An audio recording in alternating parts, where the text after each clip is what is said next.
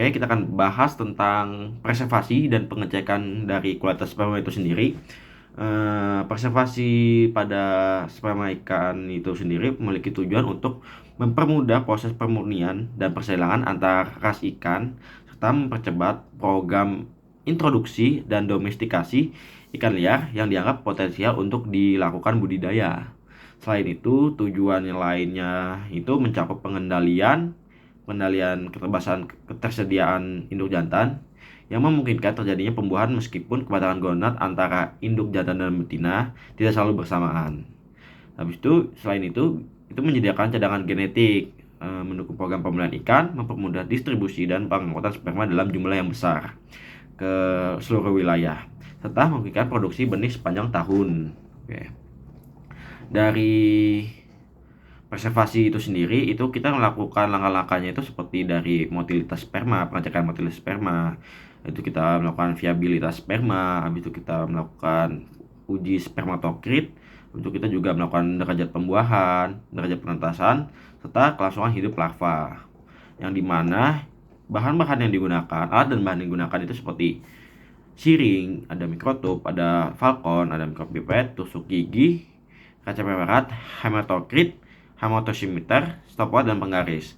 Serta bahan yang digunakan itu seperti ikan jantan matang gonad, larutan fisiologis, aquades, dan juga air. Nah, selain itu, ini juga bisa dilakukan untuk kayak kualitas itu kan menyimpan sperma itu harus dilakukan dengan benar ya. Karena dimana kalau sperma itu gampang mati gitu. Jadi dilakukan itu dengan biasanya itu dengan suhunya itu yang biasanya dengan suhu yang dingin banget gitu.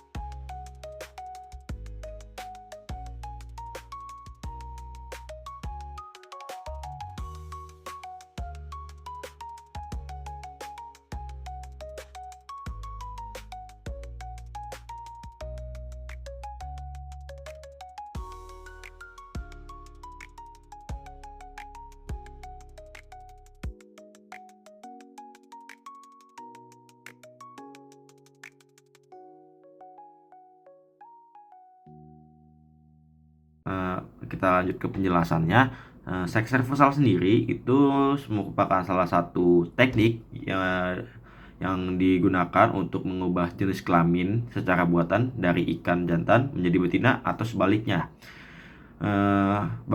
Seks reversal sendiri merupakan teknik dari pembalikan jenis kelamin pada saat diferensiasi kelamin, itu pada saat otak dan embrio masih berada pada keadaan bipotensial dalam pembentukan kelamin serta secara fenotipe seperti morfologisnya, tingkah laku, dan juga fungsi.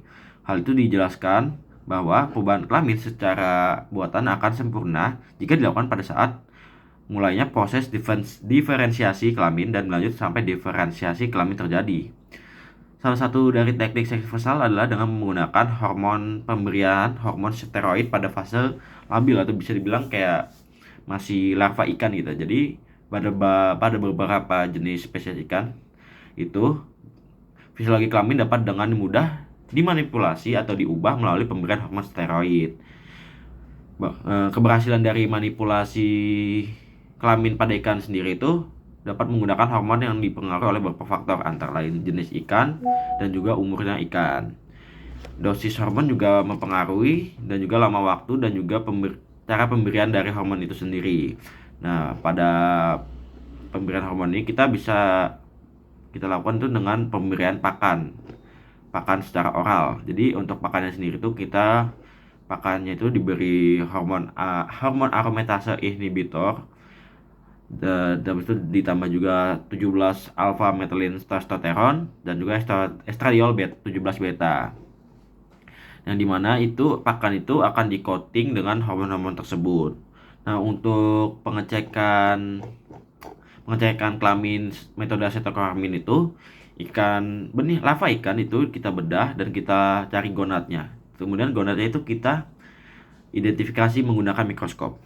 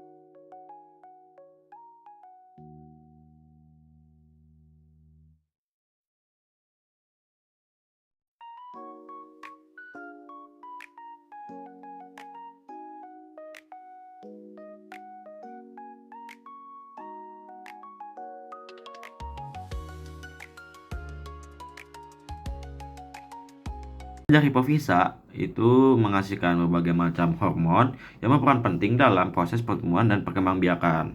Hormon-hormon yang disekresikan antara lain itu antara growth hormone GH, habis itu ada adrenocorticotropic hormone ACTH, gonadotropin hormone GTH, yang terdiri dari follicle stimulating hormone GTH1 yang berfungsi dalam proses vitellogenesis dan luteinizing hormon GTH2 yang berperan dalam pematangan akhir, serta hormon lainnya seperti thyrotropin, prolaktin, dan melanophore stimulating hormone. Nah, bisa kita ketahui juga kelenjar hipofisa itu terletak di hipotalamus dari ikan itu sendiri. Kalau kalian tahu, hipotalamus itu ada di kepala ikan. Nah, kelenjar hipofisa yang berasal dari ikan donor dapat langsung digunakan dan dapat juga diawetkan terlebih dahulu sebelum digunakan. Ada dua teknik pengawetan, yaitu dengan metode basah yang menggunakan alkohol absolut dan metode kering menggunakan aseton. Alkohol absolut dan aseton ini berfungsi untuk menarik air dari jaringan kelenjar hipofisa. Nah, dari kelenjar hipofisa ini kita juga itu untuk mencari itu dilakukan pembedahan. Untuk melakukan pembedahan itu lumayan rumit ya, karena bisa dibilang kelenjar hipofisa ini sangat kecil banget, kayak dekat otak tapi kecil banget, jadi kayak susah untuk dicari. Habis itu tapi dari beberapa jurnal saya baca, banyak kelenjar hipofisa ini juga bisa dari hewan gitu, hewan lain nggak selain ikan gitu, kayak ada yang dari sapi, ada yang dari ayam gitu.